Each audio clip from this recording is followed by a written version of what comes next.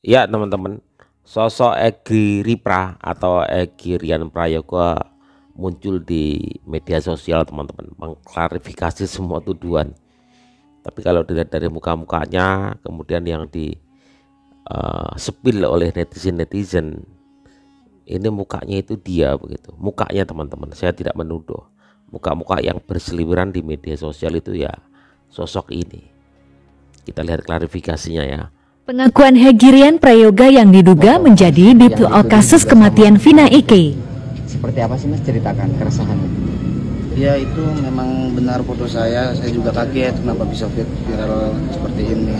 Sementara saya tidak pernah melakukannya sama sekali, kebetulan semua Mukanya mirip banget ya. Mulai kapan viral itu Mas? Dan apa yang dirasakan? Viral sekitar 2 minggu yang lalu mungkin. Ya saya pertama ya cuma buat sandan doang, lucu-lucuan. Kirain ini apa, maksudnya ini apa sih? Terus sampai kayak gini setelah 3 hari kok jadi serius kayak gini, saya juga kaget, nggak nyangka sama sekali. Tapi emang waktu itu pakai anting. Iya. Ada anting yang Ada anting. sama Itu bekas menyerupai ya? dengan foto yang dikasih penyidik itu. Kapan itu? Yang katanya ada anting di telinga yang ada lubangnya agak besar, terus kamu ikat sama berarti kayak Mas. Enggak, apa sih? Enggak tahu. Anting apa Anting. lubang yang Iya. gede itu. Iya saya. Mas pakai anting juga.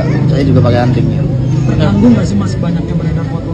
Sangat terganggu dan juga banyak ancaman-ancaman juga sama saya pribadi, sama apa di keluarga saya, dari netizen gitu banyak. Ancaman netizen. Apa Mas? Bentuk ancamannya Ya, apa bentuknya? sampai mau dibunuh, sampai adik saya juga ada ancaman pemerkosaan, dibunuh juga. Di kolom komentar di WhatsApp pribadi saya juga ada. Dan banyak kan Mas foto-foto yang tersebar. Iya. Nah, ada dari pihak kepolisian mungkin barangkali akibat beredar polisi datang nanya-nanya.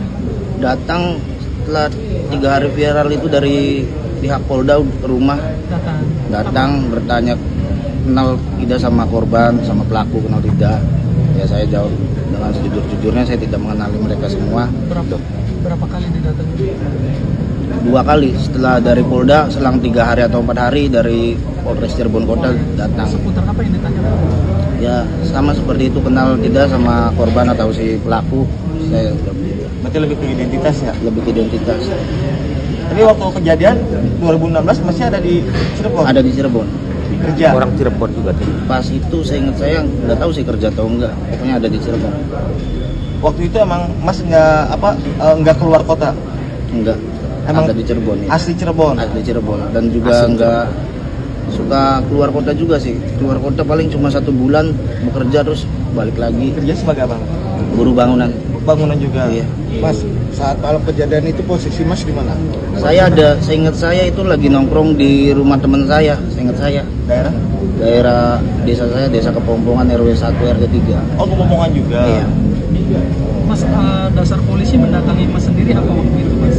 Dasarnya dari medsos atau dari? Ya mungkin karena viral di medsos, jadi ya polisi untuk memastikan mungkin datang saya dan menanyakan identitas. Foto yang pakai motor ninja itu punya Mas Hedi? Oh kalau motor sendiri mah itu punya teman, cuma sekedar foto doang. Sama jaket XTC? Jaket XTC itu punya teman, foto juga di rumah dia doang udah. Nggak ada lagi foto ngumpul sama anak-anak XTC. Tapi tidak masuk dalam geng motor tidak ya? sama sekali.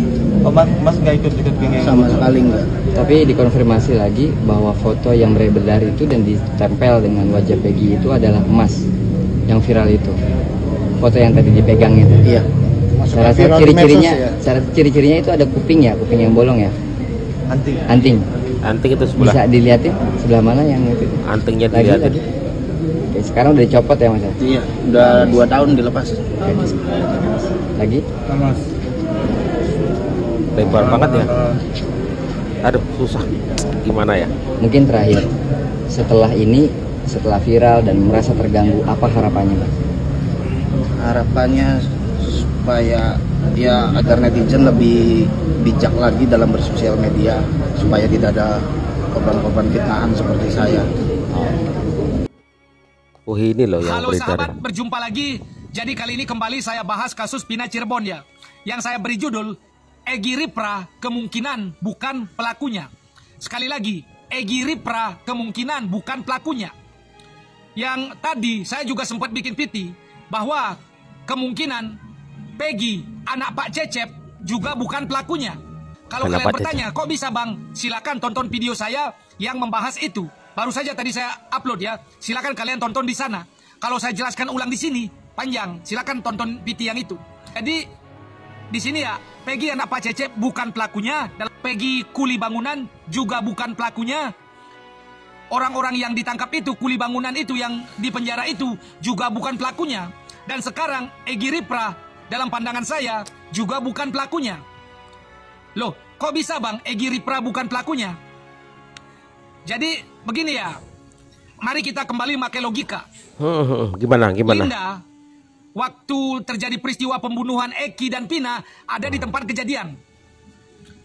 Dan ada 12 orang. Jadi logika saya tambah Lina 13 orang.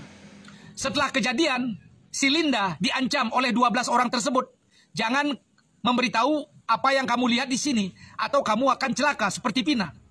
Dalam ketakutan dan ancaman tersebut, otomatis sudah pasti si Linda tidak akan membocorkan nama-nama pelaku tersebut. Dan yang saya lihat, kasus ini dibuat seolah-olah terjadi pembunuhan karena cemburu, karena cinta segitiga. Padahal dalam pandangan saya sebenarnya untuk menutupi kasus narkoba. Jadi skenario yang ingin dibuat adalah Pina dan Eki meninggal karena Egy dan teman-temannya. Egy cemburu dengan Eki, dibunuhlah mereka. Itu skenario yang ingin dibangun, seolah-olah seperti itu. Kok tahu bang? Karena Linda mendatangi rumah Pina pura-pura kesurupan. Setelah kesurupan, dia menceritakan kejadiannya. Ketika ditanya siapa pelakunya, Linda cuma bilang Egy, menyebut nama Egy. Jadi jelas di sini Egy dikambing hitamkan oleh Linda. Orang-orang berpikir bahwa Egy yang otak pelakunya karena Egy cemburu, kemudian membunuh Pina dan Eki. Jadi dibuatlah narasi masalah ini karena percintaan. Itu kalau Egy Ripra ikut di antara 12 orang pembunuh itu, maka si Linda kesurupan tidak akan menyebut nama Egy. Jadi dia mengkambing hitamkan Egy. Kalau ditanya kenapa Egy melakukan itu, karena cemburu dengan Eki. Dan akhirnya Egy membunuh Eki dan Pina. Jadi dibuat skenario percintaan. Itu satu. Yang kedua, kakak Pina bilang bahwa polisi menangkap para tersangka yang sebenarnya kuli bangunan. Dan ketika polisi menangkap, katanya disita HP para tersangka. Nah, di HP para tersangka itu ada chattingan. Sudah direncanakan. Dan ternyata semakin ditelusuri, ini kakak Pina yang bilang, itu katanya motifnya karena cemburu. Egy lagi yang dipakai namanya. Egy cemburu terhadap Eki, kemudian membunuh Eki dan Pina. Ya, jadi paham. Jadi ini dibentuk seakan-akan masalah percintaan. Dan pelaku utamanya adalah Egy, gitu loh. Ya, jadi dibentuk masalah percintaan untuk menutupi masalah yang lebih besar, yaitu narkoba. Terus kalau bukan itu siapa pelakunya bang? Jadi dalam pandangan saya ke-12 pelaku ini belum ditangkap, ke-12-nya. Ya, jadi begini. Orang yang bawa motor beramai-ramai belum tentu komunitas motor. Bisa saja mereka bawa motor tapi belum tentu komunitas motor. Jadi dalam pandangan saya para pelaku ini kemudian membunuh Pina dan Eki, kemudian membawa-bawa nama komunitas motor, padahal tujuannya membunuh Eki adalah balas dendam karena Bapak Eki menangkap bos mereka. Gitu loh, ya. Dan kenapa membunuh Pina? Karena Pina jadi saksi kematian Eki. Itu. Jadi setelah terbunuh itu CCTV diambil oleh orang besar. Ya, nah setelah kematian itu mereka mencari cara bagaimana menutupi kasus narkoba ini. Kematian mereka dibuat skenario percintaan dan pelaku utamanya adalah Egy. Itu yang dibikin. Itu aja, terima kasih. Jadi penasaran dan yakin apa yang dikatakan oleh Ibu Widya kemarin teman-teman.